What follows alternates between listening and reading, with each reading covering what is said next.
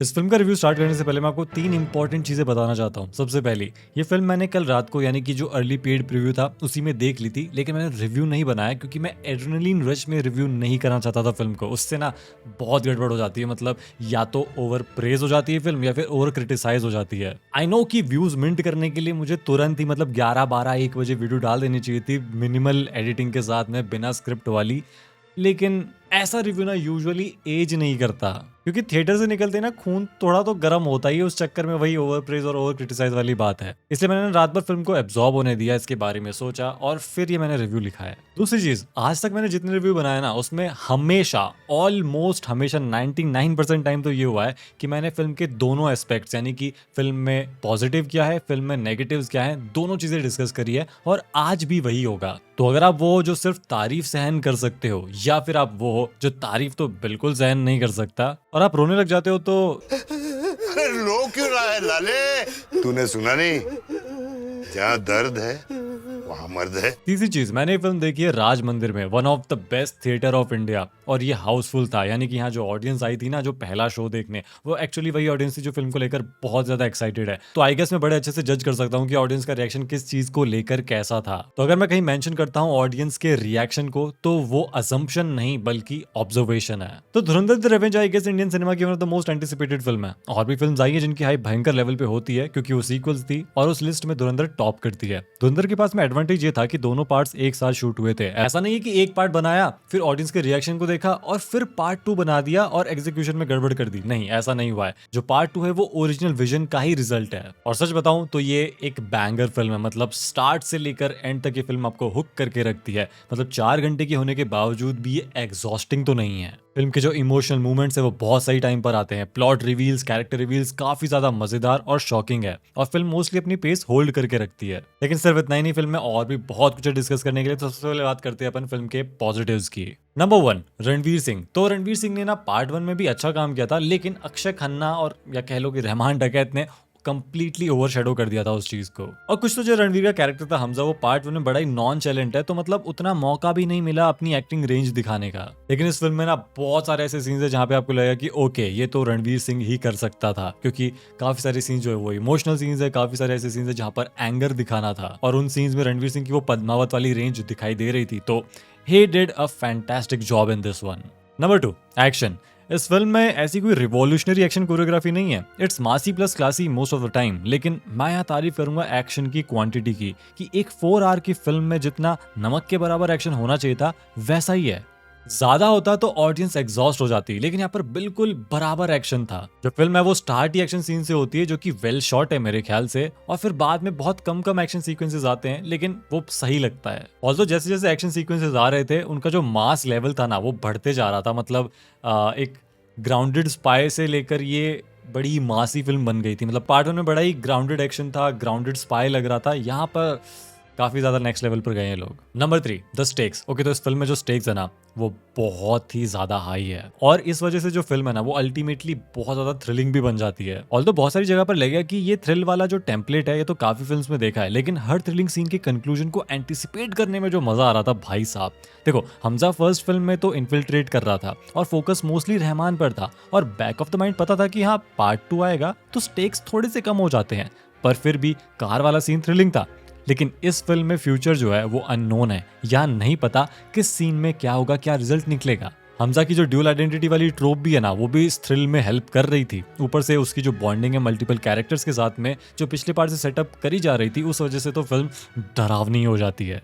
Number 4, plot is character. इससे मेरा मतलब ये कि when the audience is cheering for the plot, when the audience is invested in the plot, and when the audience cares about the plot. ऐसा तब होता है जब राइटिंग फिल्म की बहुत ही ज्यादा स्ट्रांग होती है, यानी कि प्लॉट कहाँ जा रहा है, कैसे रिवील हो रहा है, कैसे प्लॉट ट्विस्ट आ रहे हैं, ऑडियंस के लिए ये बहुत ज्यादा इंपॉर्टेंट हो जाता है। यानी यहाँ पर प्लॉट जो था वही ऑरा फार्मिंग कर रहा था, और जब ऐसा होता है तब हम कहते हैं एब्सोल्यूट सिनेमा। और इस फिल्म ने तो ये प्लॉट की ऑरा फार्मिंग को नेल ही कर दिया। मैं एक एग्जांपल देता हूँ। एग्जैक्टली फिल्म के इंटरवल से पहले एक प्लॉट ट्विस्ट आता है, जहाँ पर एक 1 लाइन डायलॉग कहा जाता है, और मेरे ख्याल से पूरी फिल्म में वही मोमेंट था जहां पर सबसे ज्यादा चीयरिंग हुई थी, because the people were so invested in the plot कि उनके लिए प्लॉट ये कैरेक्टर बन चुका है जिसके लिए वो चीयर कर रहे हैं उसके डेवलपमेंट पे। मैं कहूंगा कि पार्ट 1 में म्यूजिक वॉज द कैरेक्टर और यहाँ पे plot is the character, which is genius. मतलब ये डायरेक्टर का जीनियस है कि उसने प्लॉट को, म्यूजिक को कैरेक्टर बना दिया जिसके लिए ऑडियंस चीयर कर रही है। मुझे लगता है मे बी मैं अपनी बात ना कई बार सही से एक्सप्रेस नहीं कर पाता। बोल बेटा। Number 5, the conclusion. हर हाइप्ड सीक्वल का, हर एक हाइप्ड फिल्म का जो डर होता है वो यही होता है कि फिल्म की एंडिंग लैंड करेगी कि नहीं करेगी, क्योंकि वही मेक और ब्रेक हो जाता है। मुझे लगता है कि इस फिल्म की जो एंडिंग है ना वो लैंड करती है।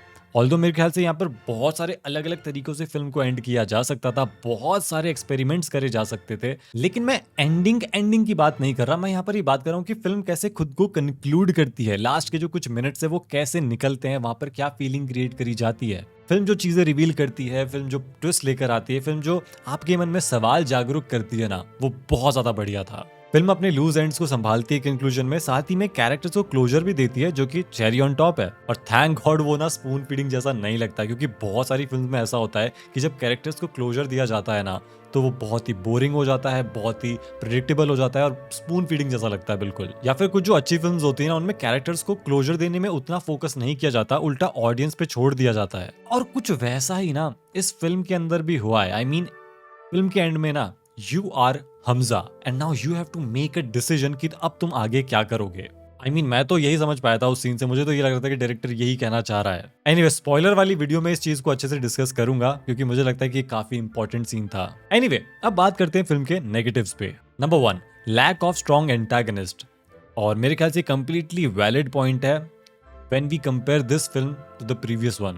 I mean, as a standalone film, इसका एंटागनिस्ट अच्छा है क्योंकि इंडियन सिनेमा में अपने को ऐसी फिल्म देखने को नहीं मिलती। लेकिन जब हम बात करते हैं पार्ट 1 की, उससे कंपेयर करते हैं, तो जो रहमान डकैत की कसाईनुमा प्रेजेंस थी ना वो यहाँ पर मिसिंग थी। Yes, major Iqbal is a dangerous man, he is cruel, लेकिन उसको मे बी उतना टाइम नहीं दिया जितना देना चाहिए था। उसको उस तरीके से प्रेजेंट नहीं करा जिससे मेमोरेबल बन सके, या फिर उसको वैसा कुछ सीक्वेंस नहीं दिया जैसा रहमान डकैत को दिया था। वो कार वाले सीन की बात कर रहा हूँ। इस वजह से मुझे ऐसा फील हो कि जिस कैरेक्टर को तुम पार्ट 1 से सेटअप कर रहे हो उसका जो सेटअप है वो इस फिल्म में उतना फ्रूटफुल फील नहीं होता। Number 2, the political ideology of this film. देखो, मैं किसी पॉलिटिकल पार्टी को सपोर्ट नहीं करता, ना ही मेरा कोई पॉलिटिकल अलाइनमेंट है, लेकिन इस फिल्म में बहुत सारे रियल लाइफ इवेंट्स और रियल लाइफ पॉलिटिशियंस के डिसीजंस को दिखाया गया है जो कि एक्चुअली में कंट्रोवर्शियल थे। उनको यहाँ पर दिखाया गया है, फिर उनको एक्सप्लेन किया गया है, फिर उन डिसीजंस को जस्टिफाई भी करा गया है। और ये सब करने में ना फिल्म का बहुत सारा रन टाइम जाता है। और मैं ये नहीं कह रहा कि वो जस्टिफिकेशन सही था या नहीं था, वो गलत था, सच था, क्या था, वो तो भगवान को ही पता है। लेकिन या तो फिल्म को फिक्शनल बना लो या फिल्म को रियल बना लो, डॉक्यूमेंट्री टाइप, क्योंकि आधे टाइम तो यही कंफ्यूजन रहता है कि आखिर पॉइंट आउट कैसे करा जाए चीजों को। क्योंकि काउंटर आर्गुमेंट दोनों आ सकते हैं अब यहाँ पे कि भाई ये तो फिक्शनल फिल्म थी, तू ऐसे क्यों बोल रहा है, फिक्शन में तो ऐसा ही होता है। या फिर काउंटर आर्गुमेंट ये भी आ सकता है कि ऐसा तो रियल लाइफ में हुआ था ना, तो चीजों को चेंज करके कैसे दिखा सकते हैं। तो काफी सारी चीजों को तुम चेंज कर रहे हो, काफी सारी चीजें रियल लाइफ से उठा रहे हो, और फिर मतलब समझ जाओ मैं क्या कहना चाह रहा हूँ। और जिन सवालों के जवाब इतने सालों से पॉलिटिशियंस और गवर्नमेंट नहीं दे पा रही थी, उन सारे सवालों के जवाब यहाँ आदित्य धार ने एक फिल्म में दे दिए यार। Number 3, the back story template. तो जैसा कि मैंने कहा कि फिल्म ना कभी रियल लाइफ से इंस्पायर्ड है, कभी फिक्शनल है, तो इस चक्कर में ना पॉइंट आउट करना मुश्किल है कि क्या फैक्ट है क्या फिक्शन है। इसी वजह से जो जसकीरत की बैक स्टोरी मैं कहूंगा कि वो बहुत ज्यादा इमोशनल है, वो स्ट्रांग है, वो स्ट्राइकिंग है, इट्स डेवास्टेटिंग। लेकिन क्या ये वो टेम्पलेट नहीं है जो बहुत ही ज्यादा इजी है और ओवर यूज्ड भी है। अगर आपको एक कैरेक्टर के लिए ऑडियंस में सिंपैथी फील करवानी है और ऑडियंस को उससे कनेक्ट करवाना है इमोशनली, तो ये टेम्पलेट तो बहुत ज्यादा यूज होता है।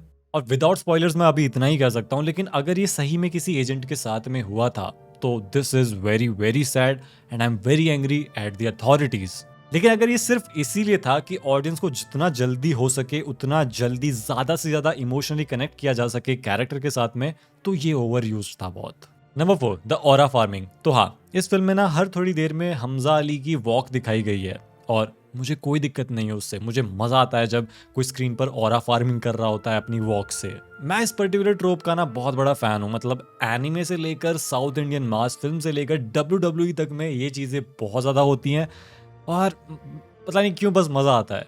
लेकिन यहाँ इस पर्टिकुलर फ़िल्म में ना ये ऑरा फार्मिंग उतनी हो नहीं पाई। आई मीन दोनों पार्ट्स में अगर देखा जाए तो सिर्फ़ रहमान डकैत ऐसा कैरेक्टर है जो चल के या फिर कुछ थोड़ा बहुत डांस वांस करके ना ऑरा फार्मिंग कर लेता है। लेकिन उसके अलावा और कोई क्यों नहीं कर पाया? मेरे ख्याल से इसका रीज़न ये है कि people are more curious about the plot. मैंने कहा ना कि प्लॉट इज़ द कैरेक्टर, वो उस प्लॉट के लिए चीयर कर रहे हैं। या फिर जो हमज़ा कैरेक्टर है, जब वो कुछ बड़ा एक्शन लेता है, कुछ बड़ा डिसीजन लेता है, तब ऑडियंस चीयर करती है। सिर्फ उसके वॉक करने पे मेरे ख्याल से कोई कुछ फील नहीं कर पा रहा था। मेरे ख्याल से एडिटर ने बहुत सारे वॉकिंग सीन्स को रखा है ये सोचकर कि मे बी ऑडियंस इस पे बहुत ज्यादा चीयर करेगी, लेकिन ऐसा हुआ नहीं है। ऑडियंस तभी चीयर कर रही थी जब एक्चुअली में कुछ डेवलपमेंट हो रहा था। मे बी ऐसा हो सकता है कि वो जो सीन्स थे ऑरा फार्मिंग वाले, वो उतने वेल एडिटेड नहीं थे, या फिर उनमें वो म्यूजिक नहीं था जो पार्ट 1 में था। और इसी से मेरा अगला पॉइंट आता है, the music of this film. देखो सच बताऊं तो म्यूजिक अच्छा है, ऐसा कुछ बुरा म्यूजिक नहीं है, लेकिन वही बात है कि जब पार्ट 1 से कंपेयर करते हैं तो वहां पर म्यूजिक एज कैरेक्टर वर्क करता है। बहुत ही बढ़िया से सीन्स पे म्यूजिक को लगाया गया है, बहुत ही वेल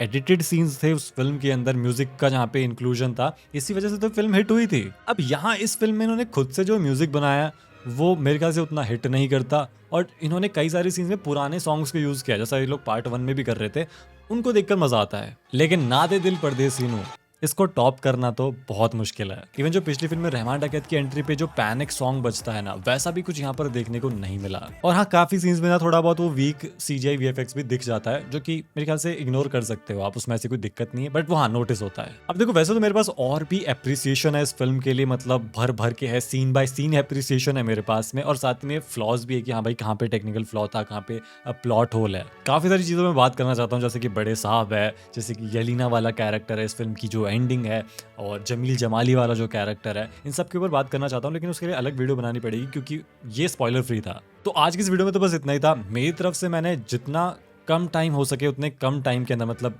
वीडियो की लेंथ की बात कर रहा हूँ, कि उसमें जितना हो सकता था मैंने बता दिया कि मुझे क्या अच्छा लगा क्या बुरा लगा। आप लोग बताओ कि अगर आपने ये फिल्म देख ली है तो कमेंट सेक्शन में बताओ कि आपको ये कैसी लगी और कितना रेट करोगे आप इसको 5 में से, क्योंकि मैंने तो मेरी रेटिंग दे दी है लेटरबॉक्स पर। अगर चेक करना हो तो लिंक डिस्क्रिप्शन में है, चेक कर लेना। बाकी वीडियो अच्छी लगी तो लाइक और शेयर कर दो, और मैं आपको मिलूंगा अब अगली वीडियो में।